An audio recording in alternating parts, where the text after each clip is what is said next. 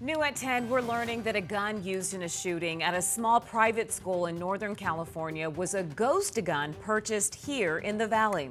Good evening and thanks so much for joining us. For 12 News at 10, I'm Kitagawa Jr. I'm Mark Curtis. The gunman shot two kindergarten students before turning the gun on himself. Miraculously, the two students survived. 12 News journalist Bianca Bono is joining us in studio tonight. And Bianca, what do we know about this transaction? Well, police are saying the man the gunman purchased the firearm from was a prohibited possessor here in Phoenix, which is why that man is now facing charges.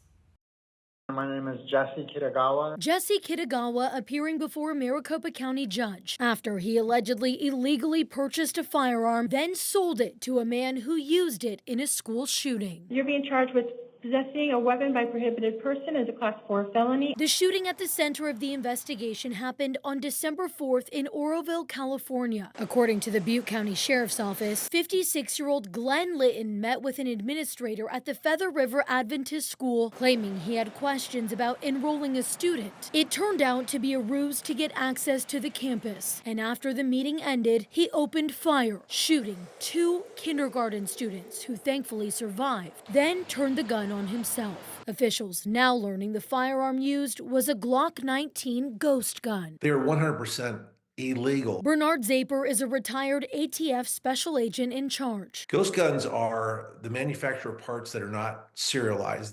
They don't have a serial number as required by the Gun Control Act of 1968. Making them hard to trace. But after examining the parts of the handgun used, local police and the FBI were able to trace Litton's gun back to Arizona. Records show that a 77-year-old man from Buckeye purchased the handgun from the widow of the original owner of the gun in April of 2024. Days later, on April 8th, the 77-year-old resold the gun to Kitagawa, a prohibited possessor. 2 days later, investigators say Kitagawa sold the gun to Litton at a motel in Chandler for $300. Detectives found Litton then went to a Phoenix gun range to practice shooting with the firearm. In Phoenix, they say he also purchased the ammunition consistent with the ammunition used in the shooting. On April 19th, 8 months before the attack, Litton was on a bus heading back to California. California, they have pretty heavy, stringent firearms laws, so it causes them to source it at other places. Zaper notes when it comes to private gun sales in Arizona, there is no burden on the person selling the firearm to conduct a background check on who they are selling to. But police say Kitagawa, the middleman in this deal, is a convicted felon, making it unlawful for him to purchase or possess firearms, which is why he was arrested by Phoenix police last week. The fact that they took it so far is great